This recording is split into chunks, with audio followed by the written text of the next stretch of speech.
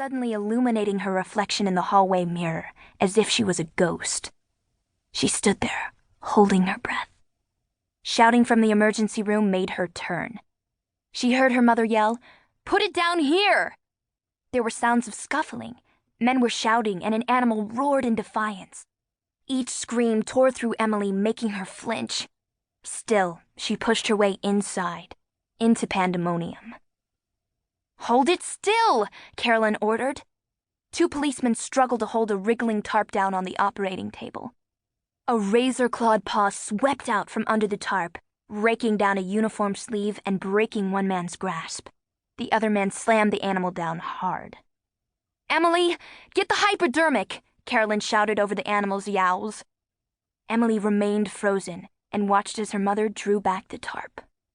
Carolyn's gasp stuck in her throat. "What did this to you?" It was a cat, an enormous cat, and it was burned, badly. Only small patches of its leopard-spotted fur remained. Everywhere else, the skin was oozing blood. One of the cat's eyes was swollen shut. "Oh no, oh no," Emily thought she heard herself saying over and over. "Emily, move it!" The animal twisted in Carolyn's arms and took a mad swipe, ripping the sleeve of her tunic. Instinctively, she jerked back, grabbing her arm. The cat struggled to stand, but its paws slipped in the pools of its own blood. Emily stared at the awful wounds. Burns everywhere, and, on one flank, a set of deep claw marks. But what mesmerized her was the green glow that seemed to emanate, shimmering, almost bubbling from the burned flesh.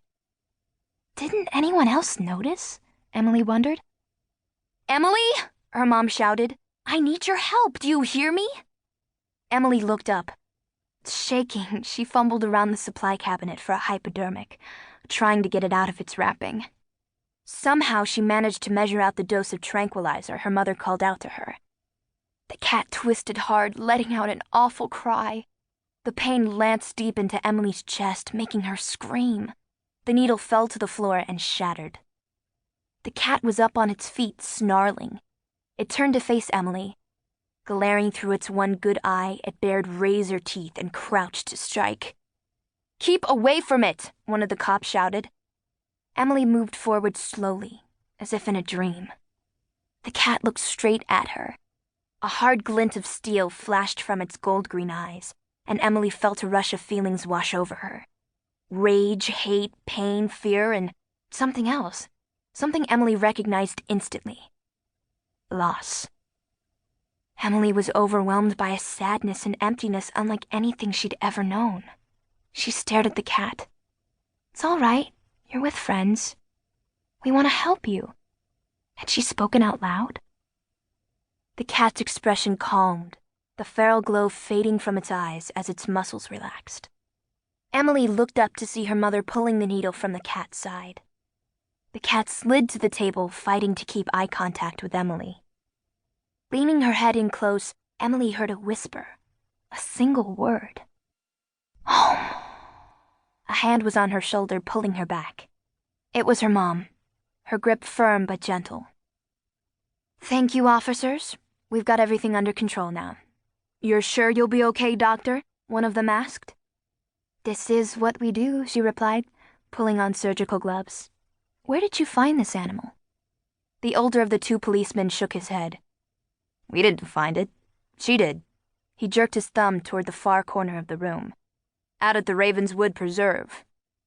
For the first time, Emily noticed the dark-haired girl who stood watching, black eyes wide against tan skin. Where had she come from? Carolyn turned to the girl. Any sign of what might have done this to her? No. The girl's long, dark hair fell over her face as she edged toward the door. "You did the right thing calling for help," Carolyn assured her. "Yeah." The girl was out the door in a flash. "Emily, get scrubbed. Rachel's gone for the day, so you're assisting.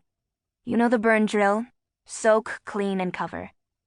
The officers had left, and her mom was all business now.